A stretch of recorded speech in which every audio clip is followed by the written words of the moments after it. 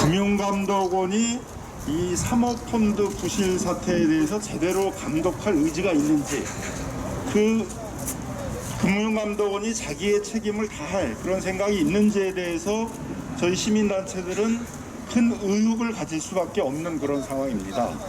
금융감독원이 무책임하다는 거에 전형을 보여준 것은 2017년도에 옵티머스의 내부자가, 그 당시 옵티머스의 내부 경영 분쟁이 있었는데, 그 내부자가 옵티머스가 실제로는 공공기관 매출 채권에 투자한다고 해놓고서는 실제는 위험한 기업에 투자한다, 이런 내부 제보를 했습니다. 근데 그 부분에 대해서 검찰에서 사기죄는 되지 않는다 해서 각하 처분을 했다고 해서 금융감독원도 바로 감독을 중단해 버렸습니다. 하지만 검찰은 이 사건이 사람을 징역 살릴 일이냐 아니냐를 수사하는 데이고, 금융감독원은 이 펀드가 제대로 운영되고 있느냐, 금융소비자한테 피해를 주는 거냐 아니냐, 이런 부분들을 조사해야 되는 것이어서 조사의 영역이 전혀 다른 것이고, 오히려 거꾸로 금융감독원이 먼저 이 사모펀드가 정상적으로 운영되는 펀드인지 아닌지를 조사를 해서 금융소비자 피해가 우려하게 되면 판매 중지를 시키고, 그 과정 속에서 징역 살 만한 그런 위험한 범죄행위가 있으면 검찰에다가 수사 의뢰를 하는 것들이 정상적인 행정 절차인 것입니다. 근데 2017년도에 전혀 정상적인 절차에 의한 금융감독을 시행하지 않았습니다. 그 외에도 옵티머스 관련해가지고는 제대로 된 자본들을 유지하지 못하고 있다라고 해서 그 당시에 있어서 바로 어떤 적기 시정 조치를 했어야 될 그런 상황인데도 전혀 시정 조치를 하지 않고 상당한 시간을 벌어준 다음에 그때 감독을 했어야 될 시기들을 놓쳐서 그 뒤로의 피해들을 확산시켰습니다.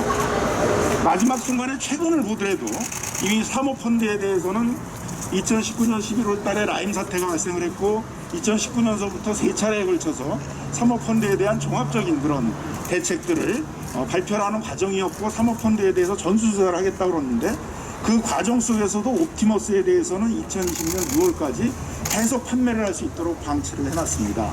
그래서 피해가 계속 확대됐습니다. 금융감독원은 사모펀드나 금융기관에 있어서의 건전성 문제에 대해서는 자기 책임이라는 인식이 일부 있었는지는 모르겠는데, 이런 금융기관이나 사모펀드가 판매하는 금융상품에 대해서 소비자가 피해를 입을 수 있는지, 소비자를 보호해야 되는지, 이런 금융소비자 관점에 있어서의 감독은 전혀 되지 못했다라는 것들이 이번 사태들을 통해서 드러나고 있는 것입니다. 따라서 이번 사태를 계기로 해서 금융감독원이 제대로 금융소비자 보호 관점에 있어서의 감독을 할 수 있는 기관인지에 대해서 감사원이 철저히 한번 조사를 하고, 그럴 가능성이 거의 어렵다 이렇게 판단하는 경우에는 금융감독기구 재편 논의에서 나왔듯이 금융감독원 내에 금융소비자 보호원을 설립해서 그 부분에 대해서 철저히 조사를 할 수 있도록 이렇게 만들어야 될 것입니다. 이번 사태를 통해서 나와 있듯이 금융감독의 행정적인 노력만 가지고는 이러한 문제를 제대로 해결하기 어렵다라는 것들이 드러났기 때문에, 금융소비자들의 보호를 위해서는 금융소비자들이 그런 뭉쳐서 집단소송을 제기하고, 금융감독 기관의 그런 불법행위에 대해서는 징벌적 손해배상을 물을 수 있도록 집단소송제나 징벌적 손해배상 제도 같은 제도 도입 문제도 논의가 되어야 된다고 보여집니다. 이렇게 하기 위해서는 가장 기본적인 것이 금융감독원의 책임이 어떤 것인지에 대해서 먼저 철저히 감사를 해서 그것을 밝히는 것들이 가장 선결 조건이라고 생각합니다. 그래서 오늘 이런 금융감독원의 무책임, 부실 감독에 대해서 감사원에 감사 청구를 하는 기자회견을 하게 된 것입니다. 첫 번째는 금융당국이 옵티머스 펀드의 문제를 인식하였음에도 계속하여 펀드가 판매된 것에 대해서 금융감독원이 적절한 검사 및 감독을 하지 않은 원인과 그 경위를 조사할 필요성이 있다고 보입니다. DF 라임펀드 사태 이후 금융당국은 사모펀드 현황평가 및 제도 개선 방안 등을 발표하면서 사모펀드에 관한 문제를 명확히 인식하고 있었습니다. 그리고 수차례 사모펀드 대책을 발표하기도 했습니다. 금융감독원은 이미 2020올해 1월경에 주요 운용 실태 점검에서 옵티머스 펀드를 집중관리 운용사로 지정하고 자금 유출입 모니터링, 서면 검사, 현장 검사를 실시하였다고 밝혔습니다.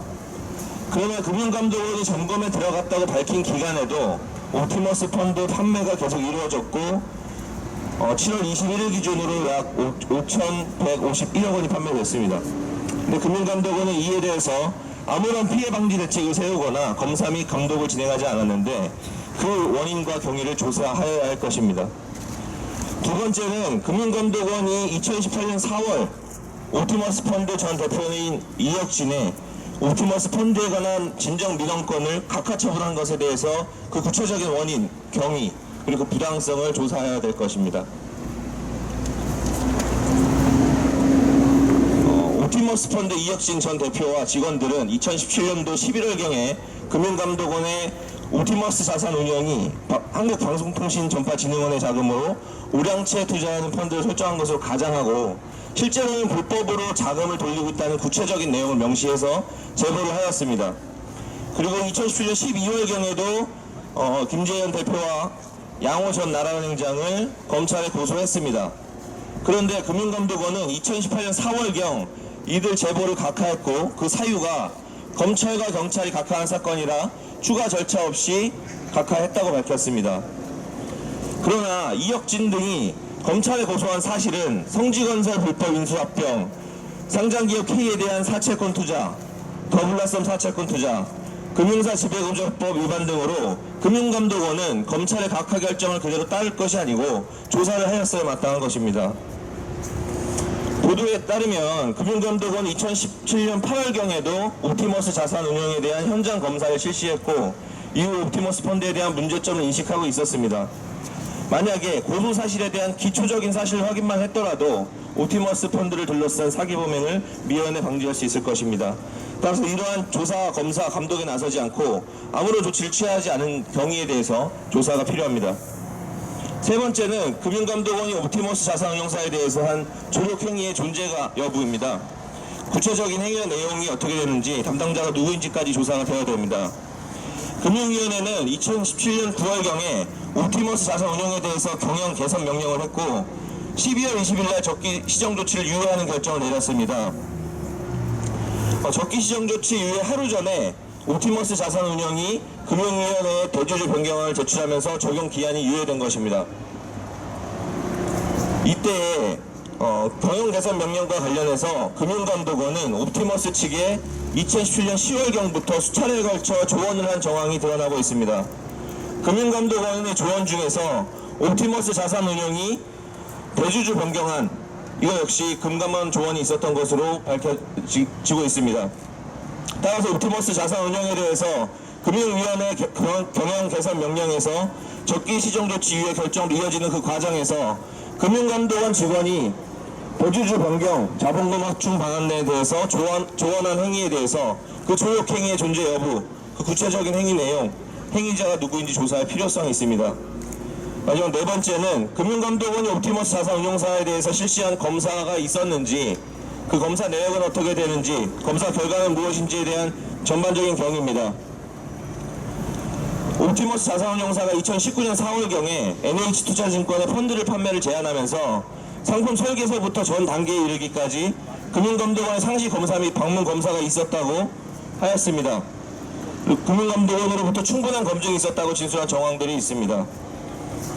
만약 NH투자증권이 옵티머스 자산운용으로부터 금융감독원의 상시 검사 등을 받았다는 진술을 듣고도 이러한 사실에 대해서 금융감독원의 사실 확인을 하지 않았다면 상품에 대한 적합성, 판매 적절성 등에 대해서 금융기관으로서 준수해야 할 기본적인 의무도 지키지 않는 것입니다. 마땅히 이렇다면 사실이라면 NH투자증권도 제재 처분을 받아야 될 것입니다. 따라서 금융감독원이 옵티머스 자산운용사의 펀드 판매와 관련해서 실시한 검사 여부, 검사 내역, 검사 결과 등에 전반적으로 조사를 해야 될 것입니다. 여기까지가 감사 청구 사항에 대해서 말씀드렸습니다. 얼마 전 대대동 뉴스를 보면서 충격을 받았는데요. 청와대 전 행정관이 김봉인으로부터 자료를 전달했다는 뉴스는 제가 이렇게 알고 있었지만 전달했던 장소가 청와대 행정관과 금융감독원 검사역이 작년 8월에 룸사롱에서 만나서 그 자료를 전달했던 그 사실이 충격이었습니다. 무술값이 650만 원 나왔다라는 향응을 떠나서 정상적으로 넘어가는 자료가 아님을 금감원 검사역도 알 수 있었음에도 불구하고 룸사롱에서 그 자료를 전달하는데 그 자료는 다른 자료가 아닙니다. 바로 그날 라임이 금감원이 라임을 검사하고 있었던 내용들입니다. 어떻게 검사할 것이다 라는 내용들을 전달했습니다. 그러니까 금감원은 이런 항변을 냈습니다. 2015년도 자본시장법 활성화 이후에 사실상 금감원도 가서 감독할 수 있는 권한이 없었다라고 이야기를 했는데요. 지금 1년의 과정들을 보면 권한이 있고 없고를 떠나서 자료를 주고 뭐 공범무하고 똑같다는 생각이 듭니다. 변호사님 지금 말씀을 하셨지만 오티머스는 어떻게 했습니까? 적기시정 조치 유예를 4개월 동안 끌다가 해줍니다. 제가 알고 있는 경험으로는 제가 금융회사 출신인데요. 2개월 하면 최대입니다. 저게 정상적으로 됐다면 적기시정 조치 유예를 2개월 만에 해두고 그 다음에 될지 안 될지 또 한 번 더 봐서 그 유예를 한 번 더 유예를 해줄 수 있는데 적기시정 조치 유예 자체를 뭉개고 있다가 4개월 만에 했고 금감원 직원의 녹취록을 보시면 100기사입니다. 100기사. 컨설팅이 아니고 어떻게 해달라. 그에 따라서 대주주가 변경되고 양호가 등장하고 됩니다. 그리고 대주주 적격성 심사 변경하는 하루 전날 양호로 대주주 변경 승인을 신청을 하는데요. 제가 금융회사 다니고 하면서 로스타 하면서 대주주 적격성 심사 관련해서 회사가 매각될 때마다 반대 의견을 내고 했는데요. 저는 사전 신청은 맞서도 사후 신청은 제 경험은 처음입니다. 그러니까 이 절차가 어떻게 되냐면 대주주는 반드시 변경을 하려면 금감원에서 대주주 적격성 심사를 받습니다. 정가가 있는지 없는지 이 사람의 관계가 어떤지 없는지 소위 말하는 3평을 넘는 청와대가 인사검증하듯이 대주주를 검증을 합니다. 그리고 이 검증 결과에 따라서 아무 문제가 없다라고 하면 그 결과를 금융위원회에 올리고 금융위원회가 운영위원회에 있어서 변경 승인을 해줍니다. 그런데 이 절차를 깡그리 무시하고 적기시정 조치 유예하기 하루 전날 녹취록에 등장하는 양호로 정리를 하고 변경이 됩니다.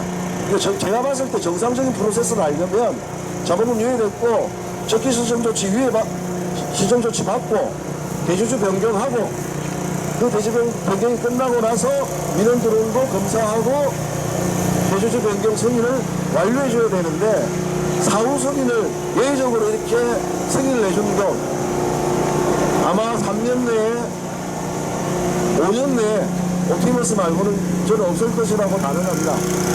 이 감독 부실을 넘어서 금감원에 했던 행위들은 옵티머스 라임의 하수인, 특히 옵티머스 같은 경우는 공범을 넘어서 저는 금감원에 했던 이 행위들은 주도자인 것 같습니다.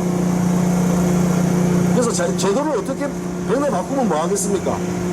지금 룸사롱에서 자료 전달했던 직원은 저희들이 조사한 바에 따르면 자료 전달에 의한 징계는 받았어도 향응에 대한 징계는 아직 받고 있지 않고 있습니다.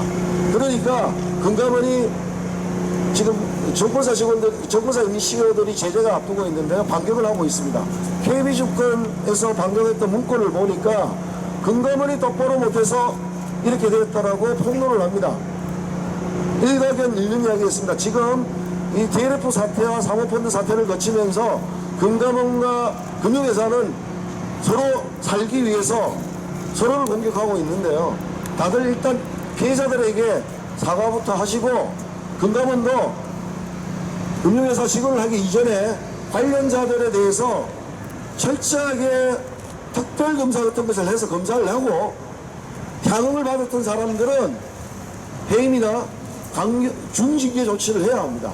그러지 않고 자기 직원들에게는 관대한 징계, 금융회사 직원들에게는 엄벌, 그러니까 금융회사 직원들이 받아들이겠습니까?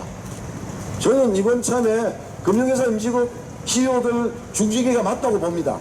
이 구조는요, 그러니까 금융회사 CEO가 지시하지 않으면 할 수 없는 구조고, 판매에서 압박 판매가 나오지 않는다는 수가 없습니다. 그래서 금융회사는 금융회사대로 쭉 밀어내기 판매를 했고, 이 판매 과정에서 사모펀드라고 이야기를 한 게 아니라 쪼개기로 위장한 공모로 판매했던 점이 많기 때문에 내부 통제 시스템이 없었다면 CEO는 내부 장악력이 없었고 보고 업무가 없었고 업무상 배임이 되는 거죠. 그렇기 때문에 반드시 서로 간에 강력한 징계가 있어야 되는데 폭탄 돌리기를 하고 있는 게 참 개탄스럽습니다. 이 과정에 피해자는 없습니다.